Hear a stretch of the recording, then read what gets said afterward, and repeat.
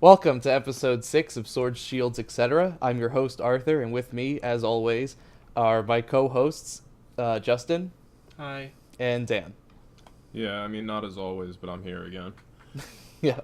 Well, today we're going to be talking a little bit about table etiquette, how players should behave while playing a game, or before playing a game, or after playing a game, and kind of what the GM's role is in keeping stuff civil at the table.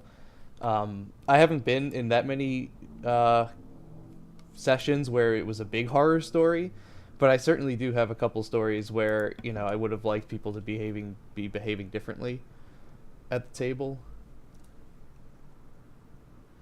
But I guess we should start with how basically you should start a game. Arrive for the session ready to play. A lot of people, I've been in a lot of sessions where people don't level up their character, don't even build their character before showing up for the first session, and that takes a lot of time away. What you have to remember is it takes a lot of time to organize a session, but it also a session usually takes a lot of time to complete, and people have busy schedules, so you want to be as respectful about that as possible. Um, Yeah, if you're an experienced player and you can level up your character in like a second and a half, it doesn't really matter that much, but it's not super fun for the table to wait around while in a system like Pathfinder, if you need to look through a whole book of feats or It's at least two that's books, why Dan. I It's at forget least to two level books. up my character pretty often. So I usually have a roadmap set out already, and so if I do forget to level up my character, I already know what to change on my sheet for that level. yeah. Yeah, like other stuff like rolling for like health and stuff, depending on the game. That doesn't take too long, and if anything, it's kind of good. Like I personally prefer it as a GM to have my players roll in front of me, not because it's like I don't trust you. It's more along the lines of everyone just get used to the idea of like if you're going to roll, just like everyone should be able to see it. Don't try to hide rolls unless you're the GM for the most part. Mm-hmm.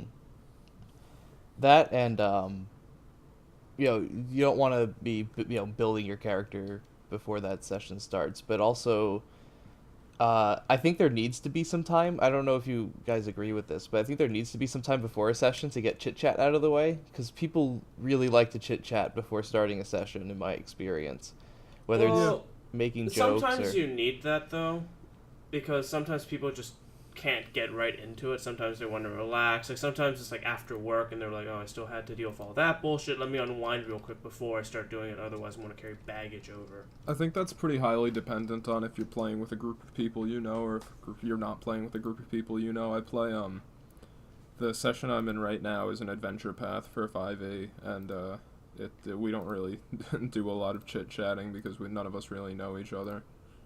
mm-hmm. Yeah, I think that would help with it, especially like not knowing them definitely would cut down on the chit chat. But we've had like situations in the club back in college where even if they've never met before, they somehow found a way to just get a conversation going while the GM was getting stuff set up. or Yeah, I guess even that's true. or even during a session too, like just right in the middle of it, just breaking to Yeah, that's. I mean, I don't. As a GM, I don't hate it when my players are talking to each other, especially if it's like they're planning something ahead. Like, hey, do you have something? Maybe I could use that. Like, oh yeah, I still have that. Or they're in character and having a conversation. But it bothers me when they start dragging everyone else in. Things that have to do with the session are fine, absolutely, because mm-hmm. like that's just part of the game. It's a social game. Yeah, but it's when maybe one character is really interacting with a NPC and the rest of the table is not paying attention or chit chatting amongst themselves and laughing and making noise over it. I don't. I'm not a huge fan of banning tables at the banning tables. What the hell am I talking about? I'm not a huge fan of banning phones at the table. Are you also Uh, against seats, Arthur? Or I'm against are we seats allowed as to? well. No, but Yeah. banning phones at the table. I'm not a huge. Oh, I think I don't because we care play if there are Pathfinder. I phones. think I think Pathfinder really made us like, no, we need the technology, otherwise we cannot do anything. Yeah, Because but it'd be like, even oh, I need to find like how does this feat work again, stuff like that, and it's really useful for a very combat oriented when the Yeah. ruling can matter a lot on does this occur first or does this occur first. would this make like would this spell like affect it this way or that way because something else is already happening. Hmm. Being able to Even roll check, outside of even combat, if it's not you your need turn. to you need to be able to look stuff up at a moment's notice. Like Yeah. I've had to look up like how jumping works in 5th edition like 20 times just because I Hmm. don't remember how it works.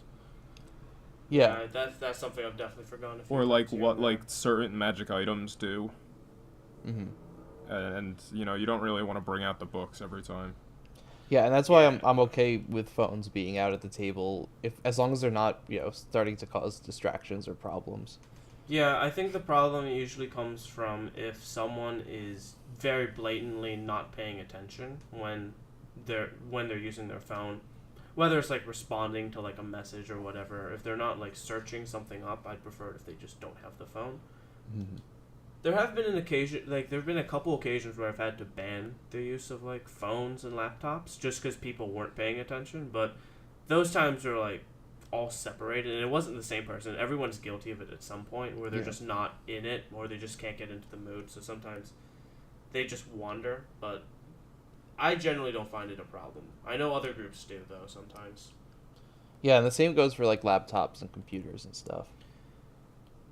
Yeah, in that regard, I think generally for laptops at least, I feel like the GM should be the only one who has one, unless of course you're playing like an online game, in which case All you need need the to have- yeah. laptop.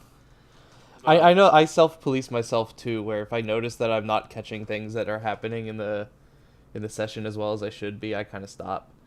But I know a lot of people will just get distracted by that kind of stuff, or even the popular, one character's doing something with an NPC, and now the other two characters are sharing memes on their phone. I'm pretty guilty of that, and I don't know if it's if two characters are having like a big moment, or even in combat, like combat's the biggest offender of this for me, where like I really don't care how my cleric is like using like 100 different spells and like channeling energy to kill the zombies or whatever's happening on my opponent's turn or on my teammates' turns. It's not so much consequential to me, so I'll go and like look at a link on Reddit or like send out a text, figure out what I'm doing later. And I think as long as you're paying attention during the times that you need to be paying attention, I don't think it's a huge problem. Yeah, I think I know there's some like ways that groups have done it. They're like, oh, we have a turn order thingy, so if you have this, that means you're next up. Just be ready for it or something like that. Me, I feel like, oh, we could just put up a sign and everyone, this is who's going now. Everyone just realize how soon your turn is. And I think for some people as well, in terms of like Pathfinder and D&D, and even like I would say some of the less inspired people, sometimes all their turn is, okay, I shoot it. Okay, I'm done. And then you have another person's like, hold on. Can you cast this spell? Like, I'm going to cast this spell and, like, can I jump up here and, like, do a backflip onto this thing so I can get... Is that, like, an attack of opportunity? Like, stuff like that takes so much longer than I'm just going to roll to hit it. Okay, cool, I hit it. Or, oh, I missed. Okay, I'm done. And I think those two types of players make it... Like, you definitely know which one is the one using the phone in that situation. Yeah, but having those two types of players together, it can lead to good things happening. It's if everybody's just doing, oh yeah, I'm going to shoot it, and then like hanging out back on their phone. I mean, yeah, in that that's- situation, yeah. I generally find it's the one who's really getting into it, even if they're not optimal to any degree. Mhm. They're the ones who are like kind of like bringing the energy to the table, and people I find generally just start to copy them. Not all the time, but they do try to think somewhat out of the box. Like, hey, can I break that, or like, can I climb up this wall to charge it up there, or something like that? Mhm. Can I like charge it in? Like, can I go into its eye? Some stupid nonsense like that. Yeah. But a lot of I just noticed that a lot of players, the ones who are really invested are the ones who are trying, like, making an effort every single session to be like, no, I want to do something crazy in combat or RP wise. I don't know, because in my experience GMing, I haven't had that many bad situations, because for the most part everyone's really just wants to play. But Justin, have you ever had any experiences where players or a player was complaining about another player's attitude or behavior during a session?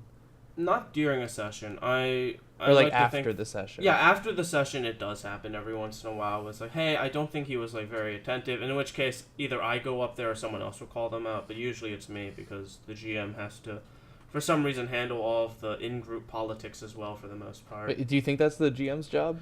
I don't think it should be the GM's job. We have so much other things to worry about. Obviously, if it's a very clear problem for everyone at the table, I think the best one to mention it is the GM. Mm-hmm. But if it's something as little as like, hey, I noticed you're on your phone, man. That's like, I'm not on my phone on your turn. That's not cool. And like your turns are as long as mine. Then yeah, let the players sort that out. But if it's something like, okay, well he was on his phone during this entire thing. We were all talking, everyone except for that one person. Now we are here, and now we have to play catch up. That's not cool. I think the whole group should realize that that is a problem, unless of course there's something out of game that might be affecting them. Mm-hmm. So it just comes down to good communication then. Yeah, like, again, it's a social game, like Dan said. It's like communication is key to a degree in like this kind of game because you're not playing this alone. Even like a solo game is playing with another person. Mm-hmm. And it's alright, like sometimes people's minds wander and you can't really control that, or they're having an off day and that just happens. But I know that I've been in a session where almost every couple minutes I had a player who was just like, wait, what's happening? What are we doing? And I'm like, if you were paying attention, you'd know what was going on. You know what I mean? Yeah, no. I think that's where the line like starts to get crossed between acceptable like not paying attention and flagrant not paying attention. Mm-hmm. Because if the person's a repeat offender of it, I think that's like, I think something has to be done. Yeah. Yeah, you need to be at least aware of what's happening in the game. Or at the very least know what you're going to do if something happens. Like, things happen all the time. Like, I can't say like, oh, you weren't paying attention, and that person's like, well, I was in the bathroom, so that's kind of hard for me to do anything in the middle of combat. Mm-hmm. But like, if they have something planned beforehand, like, oh, if this happens, I know what to do, and then they just like get up, grab a drink, or like go to the bathroom or something and come back, or like they have to take a call, that's fine as long as you have something planned.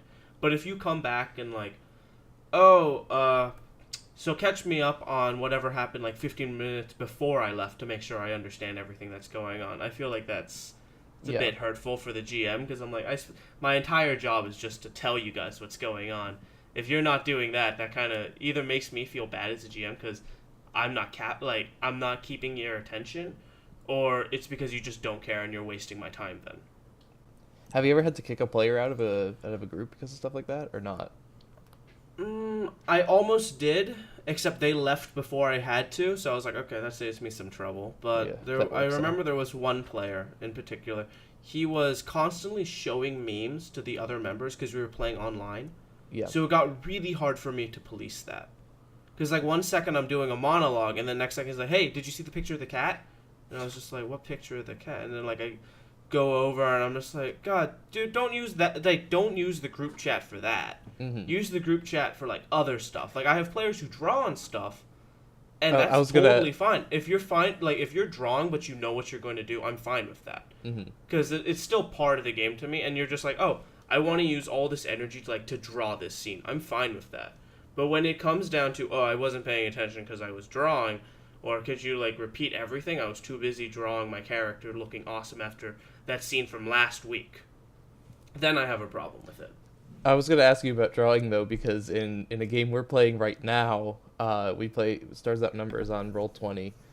I know that two of us, me and another member of that group, have constantly been using the Roll20 map to draw explicit images.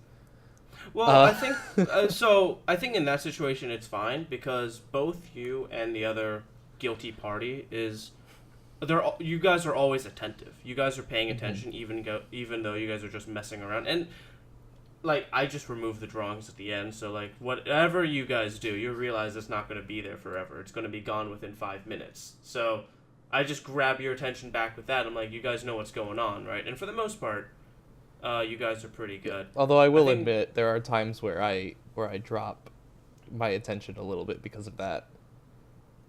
Yeah, but I think also, especially in that game, we do a lot of kind of like individual or pair bonding. So it's not so focused on as a giant group.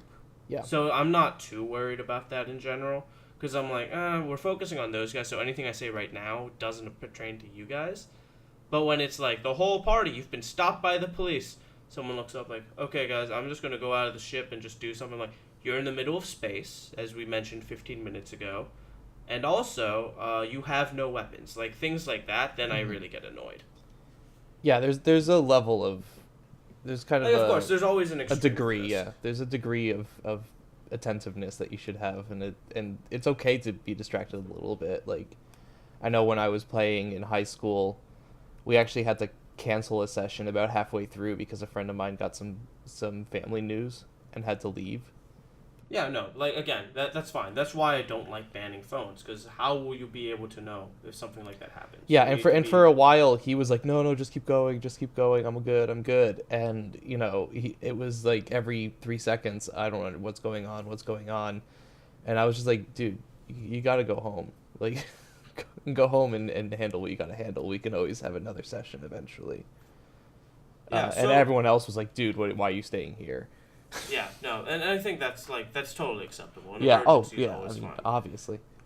So let me ask you guys, how do you guys feel if because I know how you guys play, and I know you guys are guilty of this as well. Not really like a session like at the very last minute being canceled, whether it's someone who didn't tell you like anyone something beforehand or just an emergency popped up. Obviously, we just talked about an emergency, so I have a feeling I know how you guys feel about that. But as a GM, I'm going to be honest, it's kind of like liberating because I'm like, well, I am totally planned for next session now. Now I don't have to worry about a thing right before. But as players, I know it can be a bit infuriating because you're like, I don't know what we are going to do. Mm-hmm. Now I want to know. I hate it. Yeah. I think everyone should probably show up to a session. Mm-hmm. If whether you're meeting on a weekly basis or like you meet. I know we did that one thing with the app where we'd tell each other when we were free, Yeah. and then we'd plan it like that. I think if you plan to be on a session, and you better have a good excuse if you're not going to be there, because it's a time commitment just like anything else. Yeah. Yeah, I know we were in a campaign, Justin, where every week we would set up a time. Everyone would say they're good for it, and then we'd get online. We were doing it online. We'd get on Skype, ready to go, and someone would just not show up. Yeah. And- then we couldn't do anything. And you can't do anything without one of your players. I mean, you could, but you don't want to. Yeah, I think I'm kind of jaded in this regard because I've had to, like, for especially online games, I find online games are the worst offense for this, because everything else you're like, I have to get up and move to go there. Mm-hmm. When you're an online game, like, now I have to get up, go to my seat, turn on the computer, and I'm done. And I had to wake up at 4 o'clock in the morning to play some of those games when they're just like, oh yeah, no, they're not making it. I'm like, great, I'm going back to sleep. Well, you were That's playing not a with people in complaint. Australia. Yeah, but it was. I wanted to play it. It was fun. And it's But- okay if once in a while, like, oh, you forgot to mention it to the group, and your boss called you in for an extra shift at work or something, and you can't make it. But when it's like consistently, like, yeah, I can do it, yeah, I can make it, until like half an hour before the session's supposed to start, or even the day before, and then they just don't show up at all. That's when it drives me crazy as a player, because it's almost like, imagine, buying a video game that you've really wanted to play for a while, and you put it in and the main character doesn't show up.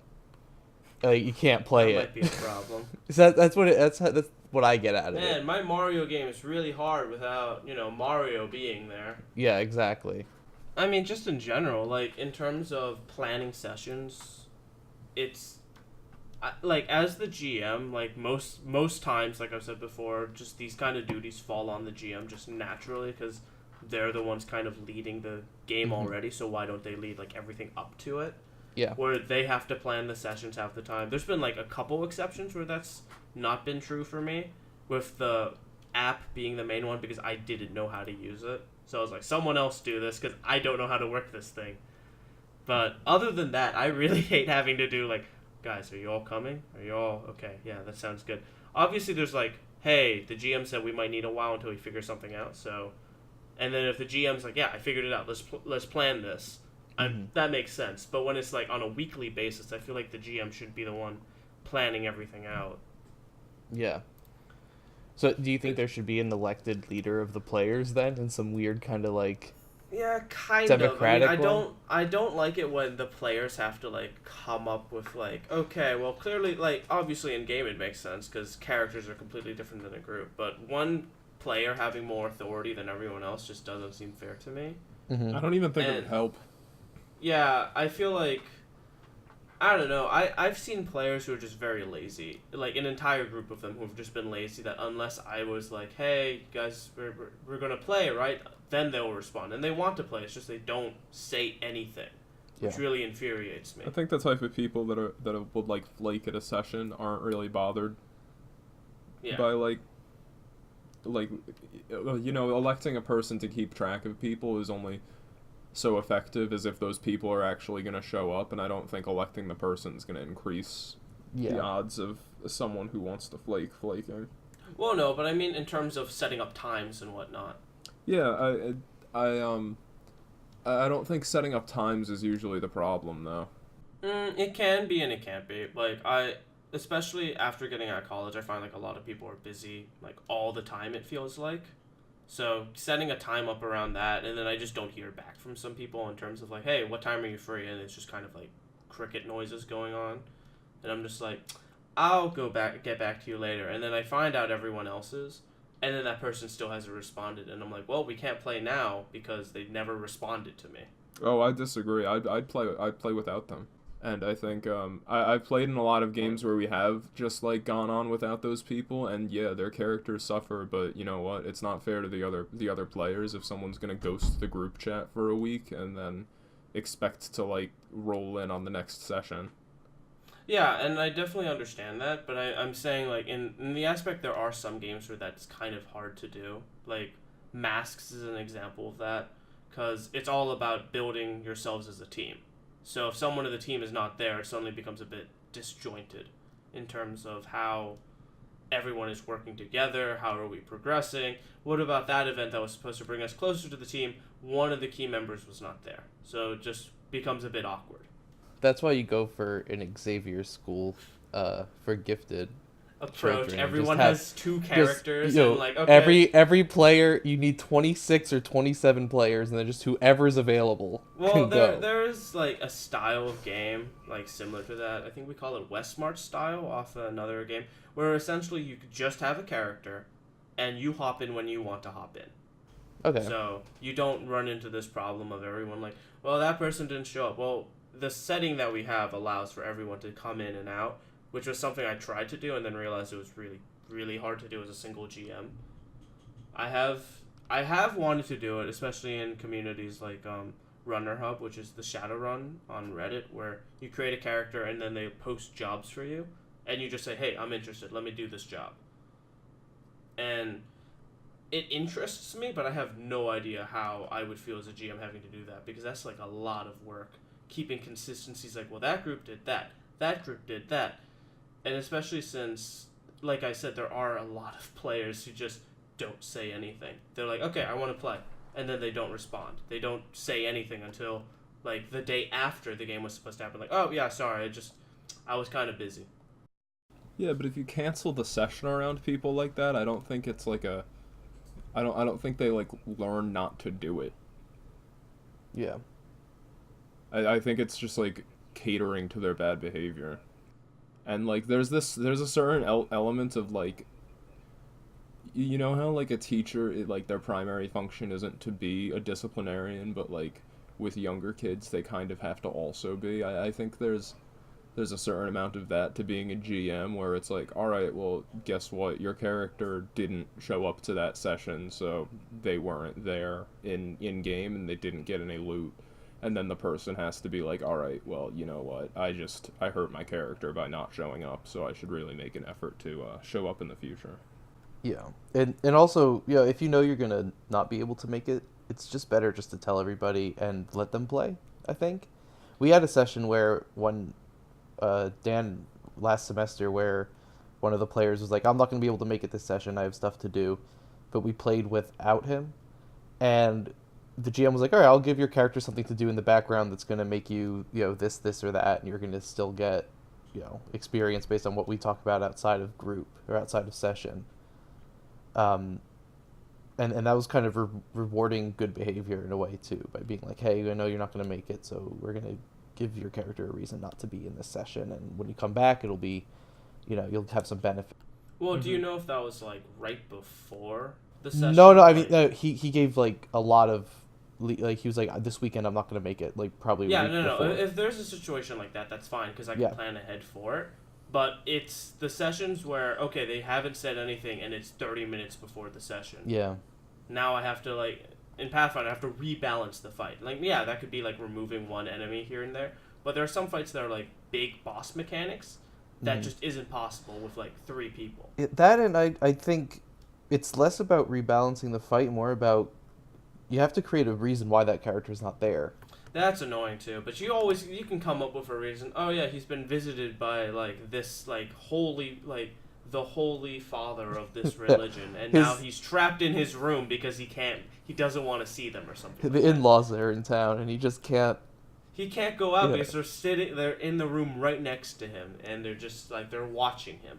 I played one game where it was like Left 4 Dead, where like the setting wasn't anything like that, but it was just the normal fantasy setting. But if a guy wasn't gonna be there for 1 week, he'd just get kidnapped while we were sleeping that night, and we'd find him like tied up in a closet somewhere during the next time he was there. Guys, you finally found me. Wait, he was missing? Oh shit, man. Yeah, I think it becomes a problem though when you let someone's flakiness affect everybody else's fun. And I know, at least with sessions I've been in with you, Justin, or campaigns I've been in with you, we tend to just not play when someone's not going to make it. Yeah, because part of it is I try to put something in there for every player, and I hate it when I'm like, well, now I can't really use that. Mm-hmm. Because every session I try to make it like, I want to make it unique to all the players I have. I want there to be something for everyone. Yeah. And sometimes that doesn't come true, but I try to think of an idea for every single person. So it's like, oh, that person really said that they wanted to look like for a unicorn, so there'll be a unicorn in this session. If you guys aren't there, then it's just like, there's a unicorn. Everyone's like, is that important? I'm like, I guess not. Yeah, you guys just keep going, I guess. You don't hurt the unicorn. And yeah, I could use that as incentive against them, but I feel like that's not any fun for anyone, because I'm like, you'll never find another unicorn again. If you go back there, the unicorn isn't there. Something like that. You could just not talk about it. I don't know. I feel like we let people's absences hamper our experiences a lot. Yeah, but I think that's also due to the specific nature of our games. I don't think the games we were playing, especially later in college, are very good to, like, use as an archetype for all games. Yeah, Because that's true. especially the one game we were playing was literally just the 3 of us. And then the other game we were playing was an especially like story motivated game with just 4 of us. Yeah. yeah, no, and a lot of my games, I will admit, are very story focused or like very character focused, which is why I don't like having players' absence. If I made a campaign where it was just murder hoboing, I wouldn't care if someone wasn't there. I'd be like, well, you missed some of the killing, so you're a bit behind on EXP. But every game, I try to make it that the characters are the most important thing. So that way, when I do kill you, I can make it so much more fun or so much more worse for you. Because you have an attachment. Whereas if you murder hobo, it's like, okay, that murder hobo number 37's gone. Let's try number 99 today. I really want to use a gun, so we'll try that. And that's just my GM like style. I like players having a connection with their character and then taking it away from them bit by bit, slowly, if possible. Yeah, I don't think that those two things are, like, I don't think being able to leave characters out for a week and having a story engrossed game are, like, mutually exclusive. Well, I don't think they're mutually exclusive, but I do think they work very well together. And for me as a GM, I find that keeping both of them there makes the session so much better than even if I just took away one of them and tried to do it. The players who stayed wouldn't enjoy the session as much, generally. I don't agree with that. I'd rather play a session than not play a session. Yeah, every day of the week. Yeah, if it's I mean, between okay, playing so let me ask you guys. Do you guys remember the monkeys, right? Yeah. Would you rather play that as opposed to not playing at all? Yes. Yeah. There's probably a chance that could have gone somewhere if we had, like, a bad session isn't, like, all sessions could be bad sessions, but all sessions could also be good sessions. So the more chances you get to play, the more potential good sessions you get. Yeah, or is it better to have a session that's bad or to not have a session at all? You know? As a GM, for me, I'd rather have just a good session than not risk it. But that's because, as a GM, I feel like part of it, the way a session goes mostly falls on the GM, so I feel like I have a lot more control over it than you guys, so I feel bad if I'm giving you guys a bad experience, even though there weren't a whole lot of options for you guys. Sure, but I'd rather just play a game than be sat around doing nothing on my own. So it's kind of like the thing where if you have a TV show that you really like, there's probably episodes that suck in that TV show, but you still watch it. It's not like the producers are like, well, let's take like Arrested Development for example. None of the actors could get together to do the fourth season, and it wasn't like they were like, well, we can't get all the actors in the same room. Let's just cancel it. They made a fourth season just with who they could at what times. And was it as good as seasons 1 through 3? No, it was kind of bad. But they still made it, you know? And it's better it's better to have an Arrested Development season 4 than not to. I mean, yeah, I can definitely see where you guys are going. I think I just have a very... I don't know how to put it. Like, I don't want anyone to miss the fun. That's really how it is. Because I think one of my favorite things about the hobby is people start reminiscing, and then when you guys are all there, and then one guy's like, "Oh yeah, I wasn't there for that." Well, that's and I've had that as a player. In case you guys forgot. You have as well, Arthur, where me and Dan had to do like a whole 6 sessions basically without you, and like you showed up every once in a while, but like that was different. That's different because it but wasn't. That was caused by you. But then there was also the whole thing where I had to go to a wedding, and I was like, I wanted to take part of the tournament. I wanted to see if I could do anything, but I couldn't because I wasn't there. Yeah, but okay, the 6 sessions were more story things. Like, it wasn't that I couldn't make it to the sessions or I was being flaky. I was there. I was literally in the other room just waiting for you guys to finish. Yeah, but it's still the same idea of you cannot play to a degree. Yeah. I mean, I didn't mind that because story. First of all, I had really just messed up that entire campaign. That entire universe. No, that was my punishment. Like segue a little bit to homebrew stuff. But I was playing a homebrew character that I had kind of mixed together from 2 homebrew sheets I found online, and it broke everything. It was too OP. It was ridiculous. I had the GM. The GM said yes. GM told me I could, but it was a character that we needed to get rid of, and my punishment was, well, I don't know how to introduce your character right now because you're dead and the world's ending, and I really just need to have these 2 guys solve this problem right now. So that was my fault. It was my fault, but at the same time, it wasn't like I was being flaky and you guys played without me. That was like an agreed upon. Like, I was like, yes, you guys should do that. Yeah, but I think in my situation probably is a bit closer to what we're talking about, where I had to go to a wedding and my character was still kind of relevant, but I couldn't make it, and then the entire tournament you guys had to tell me what happened. I was like, I guess I was just sleeping in a tree somewhere, which isn't out of the possibility, but it kind of sucked when I'm like, I just wasn't there, I guess. I mean, there was this whole thing we said we were going to go to, and my character just overslept for a whole 3 days, I guess. Well, that's a session I think we probably shouldn't have had. But I think it's different from what we were talking about earlier, because I think we were mostly talking about people who were flaking on sessions and not being good communicators. But that's a no. But I'm situation. saying that not to have that session. I'm saying this in the aspect of I don't want anyone to miss things, because there's still that's why I don't mainly this is kind of backing up why I cancel the session as opposed to. Because there's always the chance that someone's going to be left out of those kind of moments, which I hate doing to people. Because you're part of the group because you want to you want to play the game and you want to have those moments. And yeah, people not showing up, they should be punished one way or another. Mm-hmm. Because it's showing that it doesn't seem like they want to play. Yeah. But I still feel bad for them, even though, I shouldn't be, necessarily. And I'd rather not take the risk. A lot of those are stuff that you can't really avoid. It's not like you're not going to go to a family member's wedding, or it's not like you're not going to have to go to work if your boss calls you in. Yeah, exactly. And it's different than just being like, I'm going to sit at home and, be lazy and watch Netflix instead of playing a campaign online with my friends. There's a difference there. Yeah, but for me, the concept still remains the same as even if like because I'm not talking about the repeat offender because thankfully I've never had that. Well, I've had that once, but we didn't. We only played 2 sessions, so I didn't feel as bad about that one. Yeah, yeah. But I did, but regardless. when it's not a repeat offender, someone who's done it like for the first time, I'm more likely to cancel because I'm like that's not normal for them, Yeah. and I don't want them to miss out because of that. Oh, yeah, sure. And I think, yeah, there's a level of disinterest that you can kind of tell happens. Yeah, because when I'm talking about the game and someone's like, "Oh, they don't seem interested in their character or the story or anything that I'm throwing at them," that tells me, okay, they probably don't care as much. If they want to leave, that's fine, or if they're just not going to make it, yeah, then I'll kick them. Mm-hmm. But most of my players, I know that they want to keep playing, but when they're like, they don't respond for that 1 week or something, and I'm like, okay, they're just blowing me off for whatever reason this week, and then every time before that has been totally fine, then that's the one I'm like, I'm going to cancel this session because I don't want to risk it.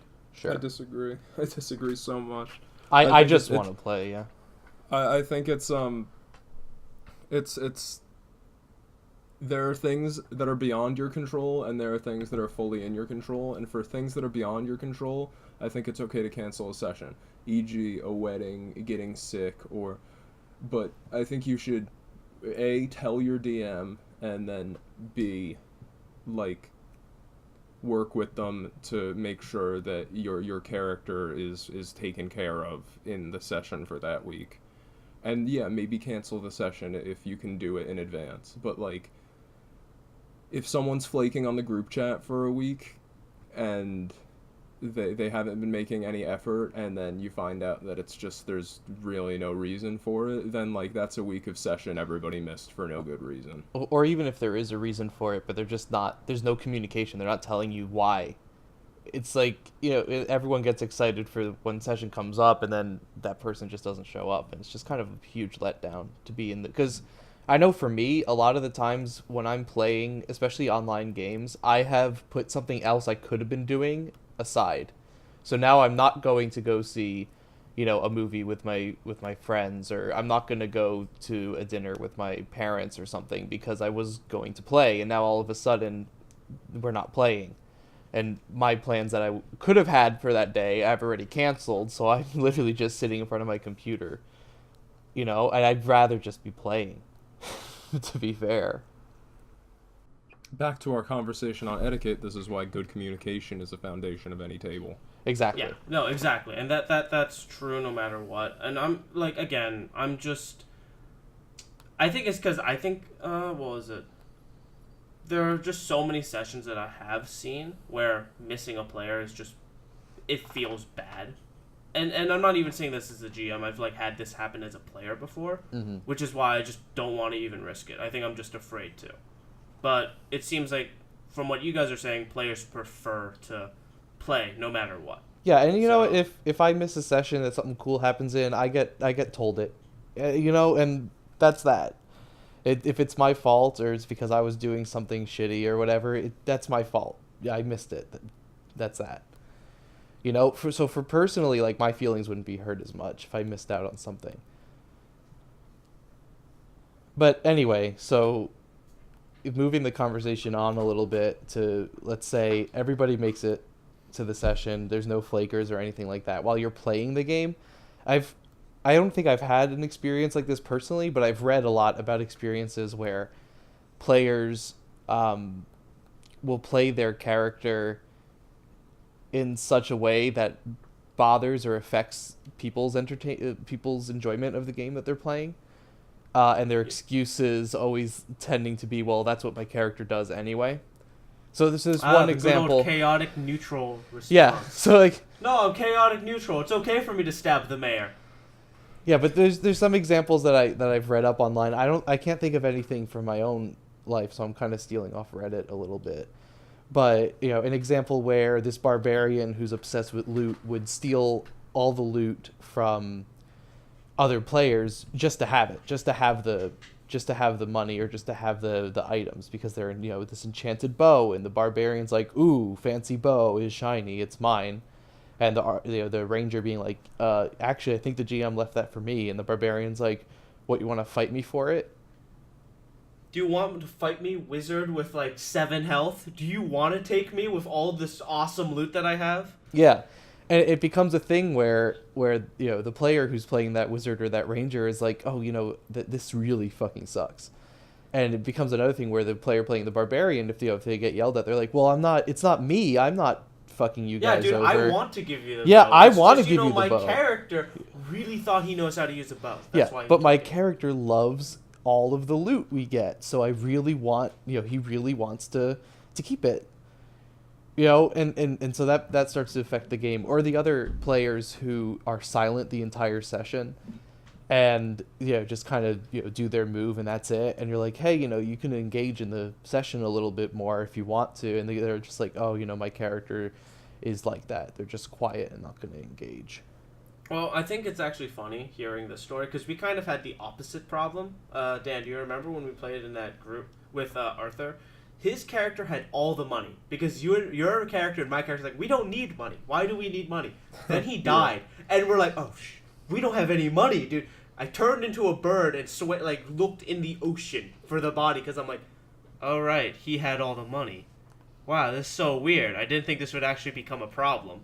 Yeah, and I think that's a good example of you need to be prepared to accept the consequence of the character you play. Mm-hmm. So if you play a character who's a dick, in that scenario, I feel like that it's part the GM's responsibility and part the rest of the party's responsibility to kind of police the actions of that character.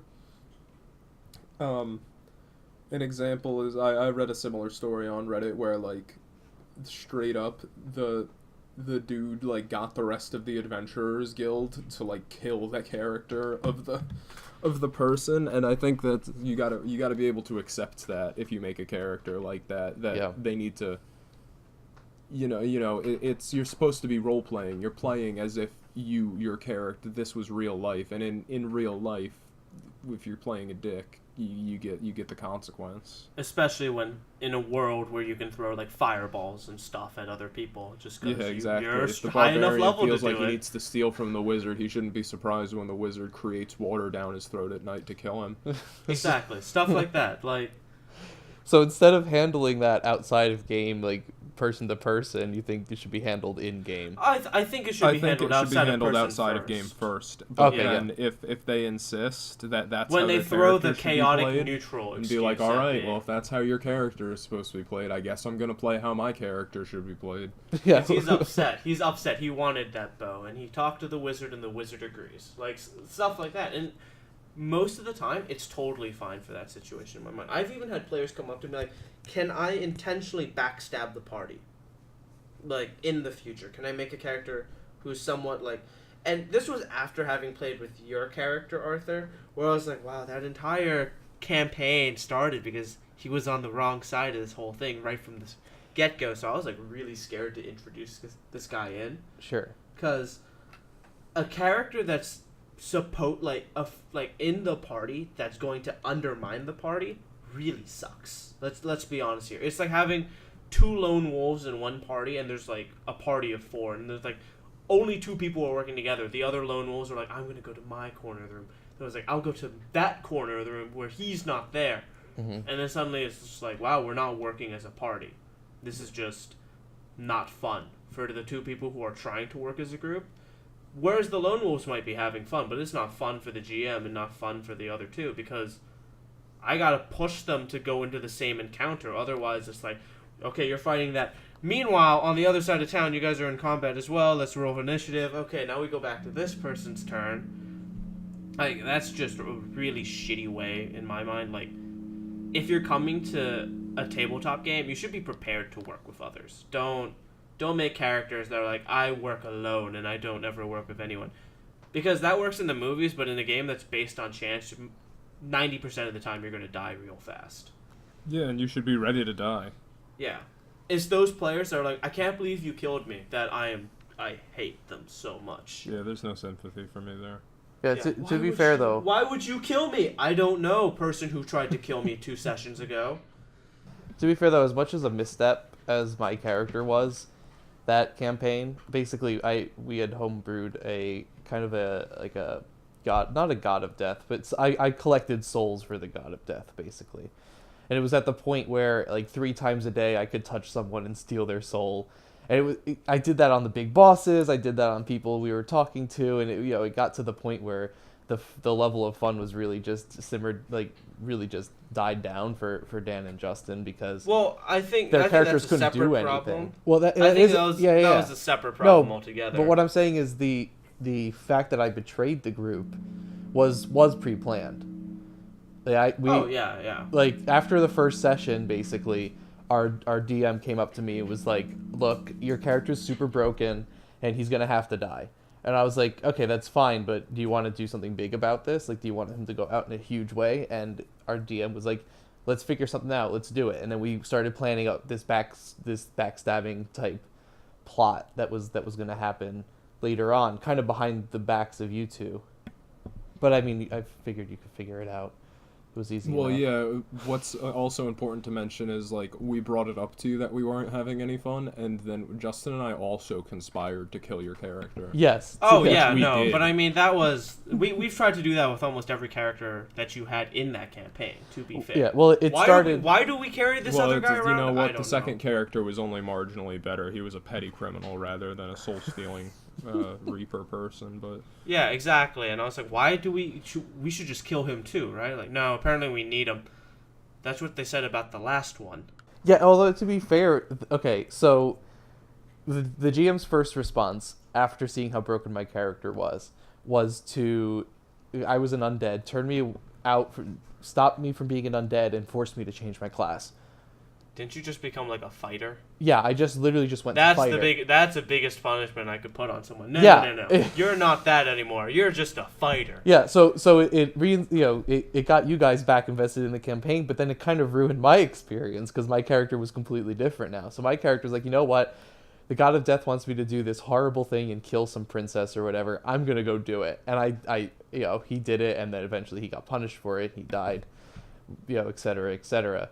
My next character, though, was just a psionic. That was the plan. I was just going to build a psionic, and his personality, I'll agree, was a little creepy and Off-putting. criminalish, off-putting. Not very nice. He was a nice guy, though. Like, he always worked with you guys. But regardless You about his blinded me. personality. I don't appreciate No, that. but that's We're what not I'm here saying to talk is... about Lucretius's niceness. We've done this to death. Yes, I know.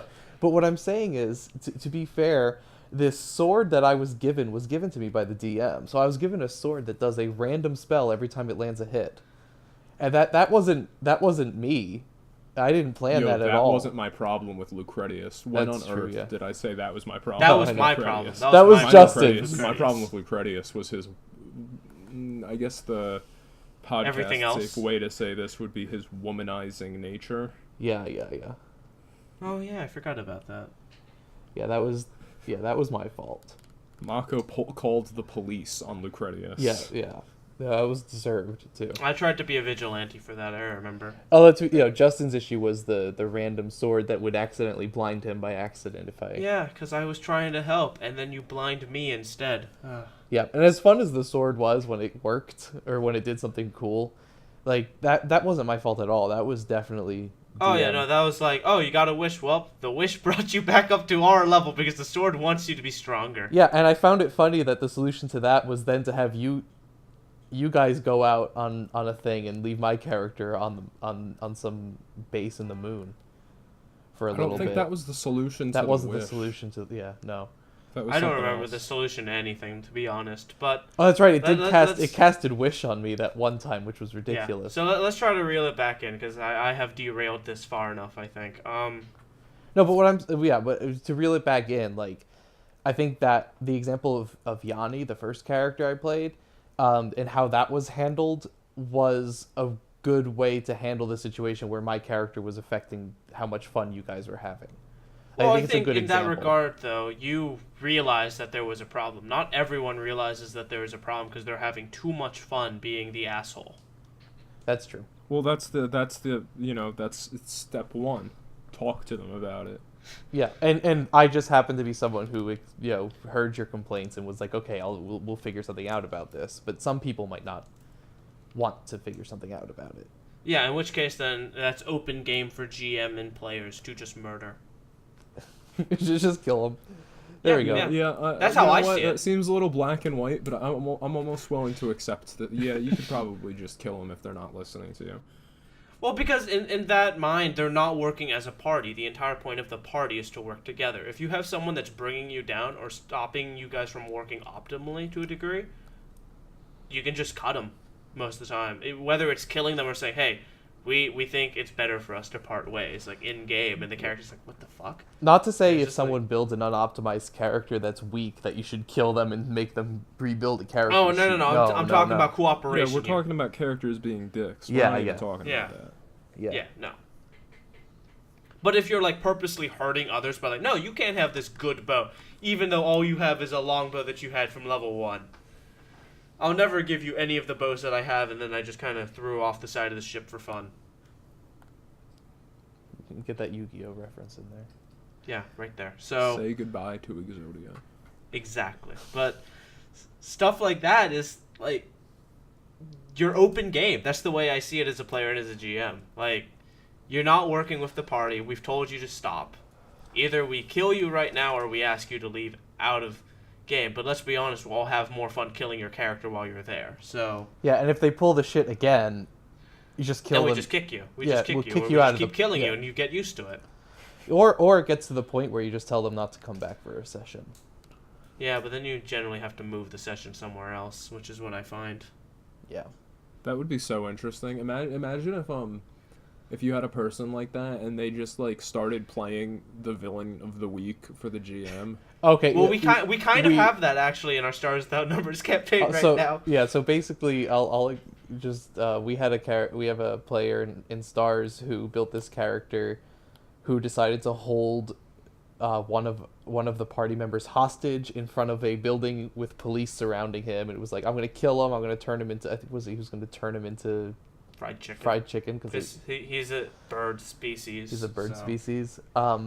And the party's response to this character continuously trying to kill another party member was we just emptied him into space. It took a lot. Yeah, there was a lot because the rules were not in your favor, but No, it took a you lot. guys pulled it off. We ended up killing him. And it's to the point now where his next character doesn't seem to be much better. And we might have to but kill we that all one. agree. We all agreed that he's fine with it, which I think is great because he's taking that in like, yeah, no, I'm making asshole characters, but I'm having fun with it as well. And you guys seem to enjoy killing them, so it works out. Yeah, but yeah.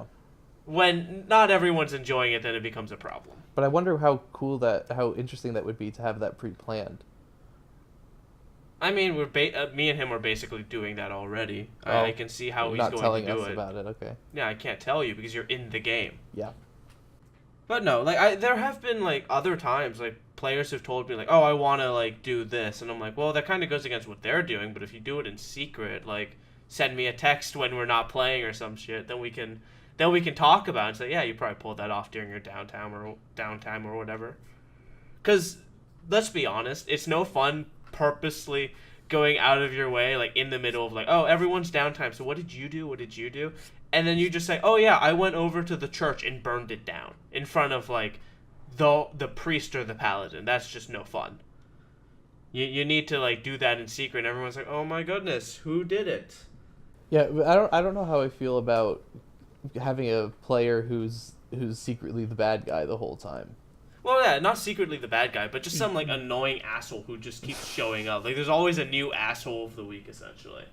Yeah, I wasn't even talking about like an overarching story villain. I was literally talking about like this guy makes a new asshole character every week. That's what he's doing. The party kills him every week. The only reason they didn't kill him last time we played was because we had a short session. Yeah, he's on his way. That's the only reason.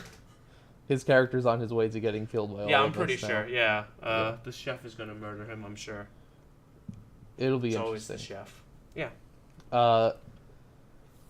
Yeah, but again, that's something that our group agreed on, though. You know, you have to agree as a group. It's a group game. It's someone being an asshole and it really does affect, because we're having fun with it, but when someone's being an asshole and it really affects how much fun you can have with a session, because they're preventing you from getting certain opportunities for your character, they're preventing you from getting certain equipment, etc., etc.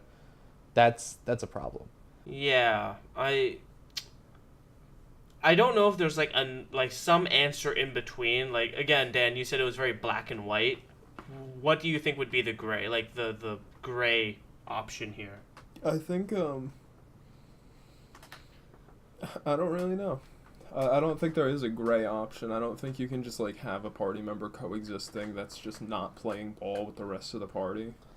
I mean, the closest you could do is like have all the other players like say, okay, we've had a discussion, you're off the group, like you're off the team or some nonsense like that.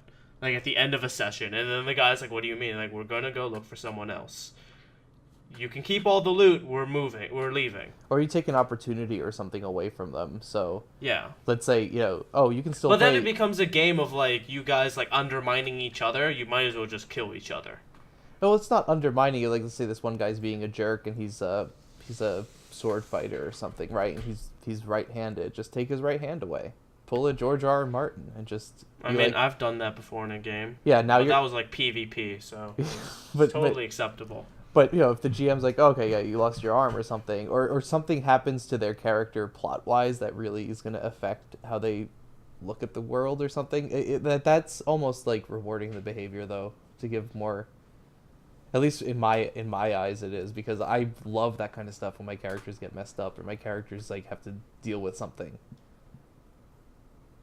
But maybe. Well, if it makes the character better, then it rewards the whole team, and that's it true. could be cool for RP or whatever. No, like Yeah. I think so. If the players are like, but we don't want that person to leave, and we don't want their character to die either because it's like interesting or whatever, or we just like him, but he's an asshole to us, then I think it kind of comes down to the GM. Like, I need to find out what that character likes, and I need to try and take it away from them and see how they react. Yeah, but it all comes down to how the players and the GM are feeling about it, which I think. Yeah, I mean, again, like I've said it before.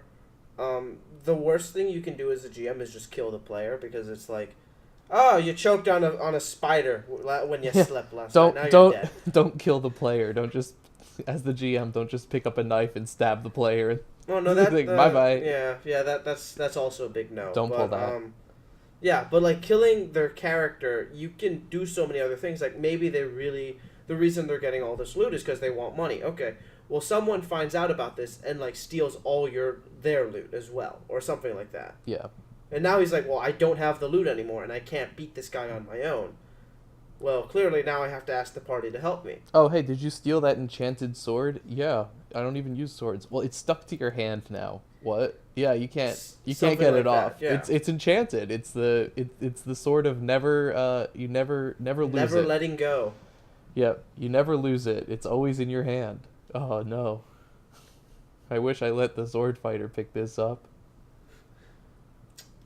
But yeah, stuff like that I think is like, that's how I think the gray zone would have to be. Like as a GM, like I start throwing things to either make their life difficult, or I make it so that they have a reason to try and be nicer. Mm-hmm. But even then, that's like iffy, because I don't know how they're going to respond. Death, we know how people are going to respond to death most of the time. Yeah, building a new character. Either building a new character or they just leave the group, one or the other. You don't want to make it unfair either. I feel like you should roll for death and stuff like that. Like you don't want to just be like, oh yeah, you don't want died. me to say they choked on a spider. No, I don't like that. I like if the other, or even if you do want to do it automatically so that the other person can't, like the asshole can't escape the death. At least let the players describe how they're gonna kill him. That's so much more fun. Yeah, that's so much more fun. Fleshing it out. Not just, you don't want to Deus Ex Machina it, like, oh, you just got killed by, a bolt of lightning struck you. You want to be like, so how do you want to handle this? And you don't have to make them roll for it if it's a situation where, like in our game, where we wanted to do the rolls for it because we weren't angry at him, but our characters were. The players weren't angry at him. I let you guys have a flashback moment where I'm like, you guys can just tell me how you got rid of him. Yeah, but no, we wanted to roll for it. We wanted to be a whole shebang. Yeah, and you guys almost lost as a result. Yeah, but that's why we wanted to, because we thought it'd be funny if we did lose by the roll of the dice. But again, that we were in agreement that his asshole character wasn't affecting our enjoyment of the game. As opposed to someone who really is. In which case, I don't think you should give them the chance to escape. But knowing whether person is affecting other players' enjoyment of the game comes down to, I think, having a moment after each session to kind of talk about what's going on or what happened during that session. I think that's like the most important piece of etiquette I could think of, is always having like maybe like 10 minutes or 20 minutes after a session to talk about it. Well, yeah, because it's always good because it's fresh in their mind. And if someone has something to say, like, afterwards, like, the next day, like, actually, you know what, now that I think about it, it wasn't as fun, like, I don't enjoy that as much, then that's fair. But I think right after is the best time to ask those kind of questions.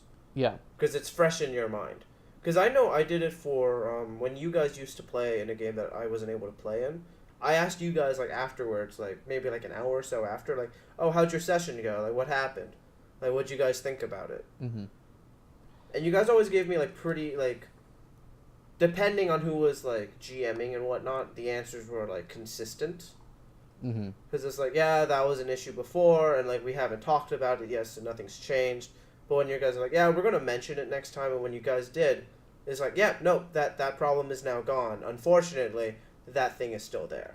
Yeah, I know specifically one of the issues that we were having in a campaign we played was that the GM's characters were more important than ours.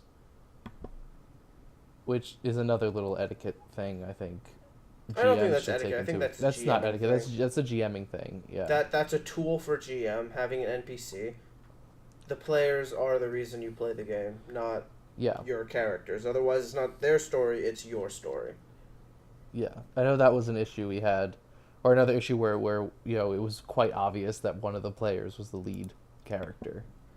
I don't think that's as bad if everyone agrees, but it can be, because we've had that situation where, Dan, your character was, like, the main character, and Dordry might as well have been a side character, but there was enough there that... I don't agree with that at all. I also disagree with Kimby that. was charismatic as heck and, like, was generally liked by the world, but we can't say that Kimby was the main character when Dordry's actions were as consequential Okay, yeah, as they that's were. true. Okay, yeah, no, he broke the universe. I forgot about that. I try to forget about that sometimes. I felt those characters were equal in some respects, but I mean, when it came to moving the plot forward, Dordry definitely moved the plot forward more. Anyway, this is off topic.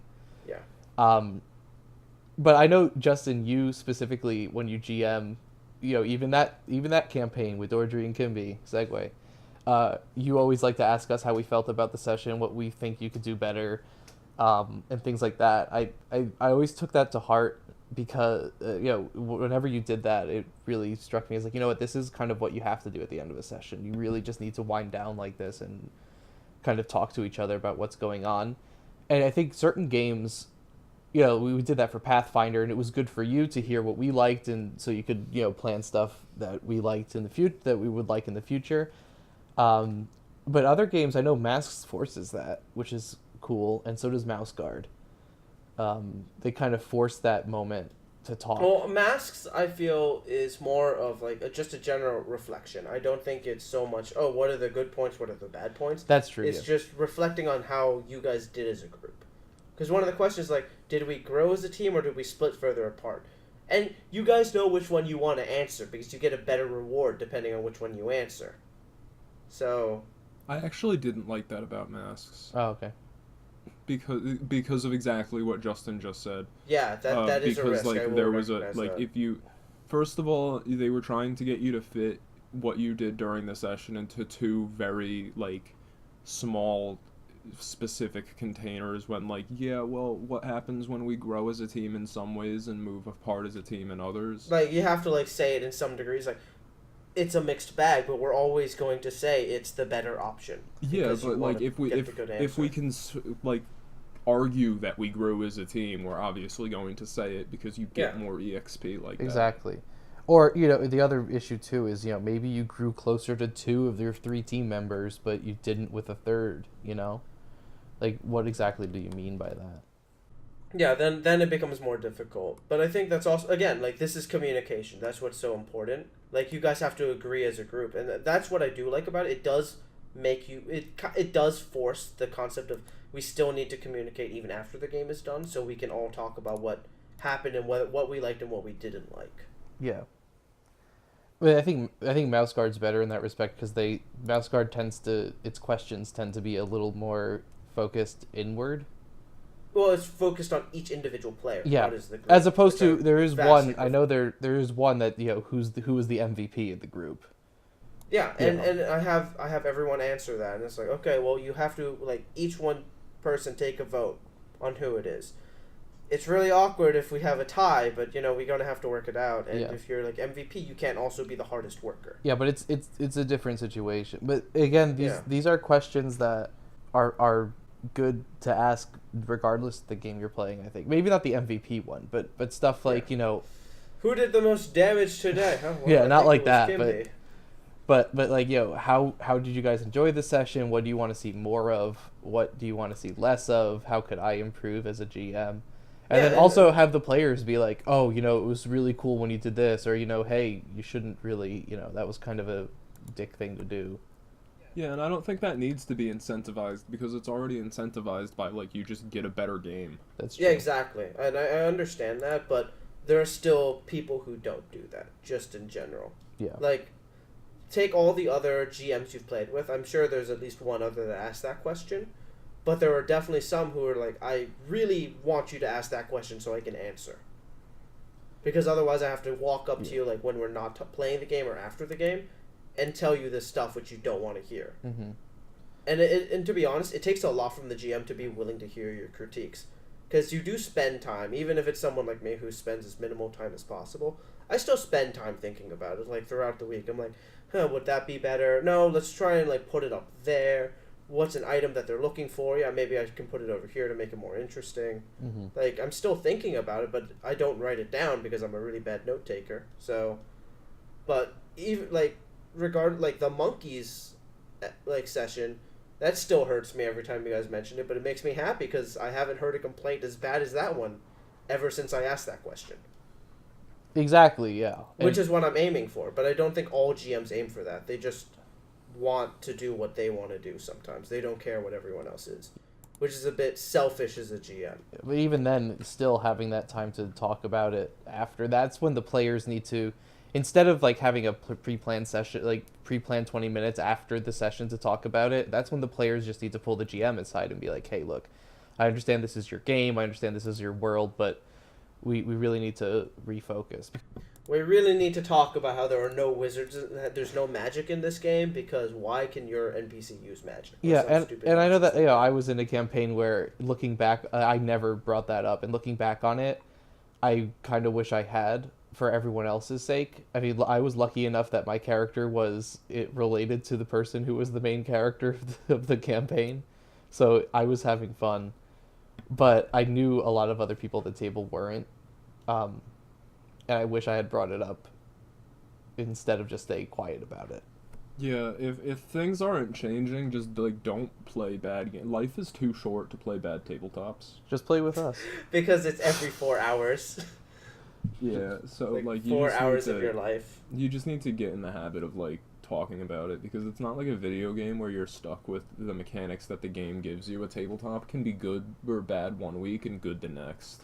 Yeah. Yeah, but again, that comes down to communication as a group. To know what everyone wants. Yo, we shouldn't have even done this episode. We should have just like had 3 seconds of us saying like, "Yo, good communication is key to tabletops." Like, And yeah. then- Yeah, yeah. cut them No, off. that's obvious, let's be honest. But we still have to say all these things because these are like all the points that lead to why communication is so important. Yeah. I think it's good to talk about too because there are stuff we disagree on when it comes to this, especially Yeah, Justin. mostly and, about skipping sessions, but yeah. Yeah. But I think actually that's a good point to wrap it up on, good communication. We'll do a shorter episode this week. So that's I'm just gonna say you think we should end it there. I think so. Yeah, that's fine by me. We've been going for over an hour. Yeah. Yeah, are we gonna like say things? Yeah. Conclusion. Wrap it up. Yeah. Wrap it up. Edit out this part, Arthur. I am going to. Don't worry. Wrap it up. So in conclusion, honestly, just the best thing to do is good communication. But, start of the session, you want to make sure everybody's ready to play. You want to make sure you're focused. You want to make sure you're paying attention. You want to make sure all your players are ready to go and all your players are there. And if they're not, depending on the situation, maybe just keep playing without them anyway, you know? During the game, again, keep your focus. If players are playing characters that are problematic, there are more solutions than kicking the person out of the group. More fun, I think, more fun solutions. And, you know, the most important rule, I think, when it comes to table etiquette is to talk out after the session. And to have a talk out where you just go through everything you enjoyed, everything you didn't. I think that's the most important thing you can do when playing any tabletop game. Mm-hmm. Yep. It's a quote, The Cat in the Hat from 2003. It's fun to have fun, but you have to know how. Exactly. I'm still figuring out that second part. Anyway, that concludes this episode. You can comment on this if you're watching on YouTube. You can always leave a comment. I'll try to get back to you because I'm monitoring that pretty closely. Although we haven't had any comments yet, so that's that. Just say hi. Just do that, please. Yeah, we Please have the leave us Discord. comments. Yeah, leave us comments, please. We have the Discord as well. There's a subreddit too, which is all linked in the description. Regardless what you're watching this on, if you just go to the description, it has all the links to everything. If you're on SoundCloud, I'm sorry because I'm still trying to work out some issues with them. We don't know how you figured out how to get this episode, but good job. Yeah, no, it's true. I'm kind of the one who's uploading this stuff, so getting SoundCloud to work has been kind of an issue. But everything else is working, and hopefully you're enjoying listening. If you're listening, and if you're not listening, then you're not hearing this, so it doesn't matter. But please do leave comments, leave questions, leave your responses. If you agree with us, agree with us. If you don't agree with us, then it could be cool to talk about. I know in the future it would be nice to have a segment where we kind of interact with you guys and your comments and talk about them and maybe answer questions for you guys or debate with you guys based on what you say. Who knows? But it'd be nice to have more segments in the future. Than just us talking for an hour and a half. But, just keep in touch. Good communication is what we talked about this episode, so keep in communication with us, Talk to us after this session, basically. And that's it. That's the end. And hope you guys have a great weekend, great commute or whatever it is you're doing while listening to this. Great poop, whatever. That's that. Bye. Bye. So you're gonna cut some of that, right?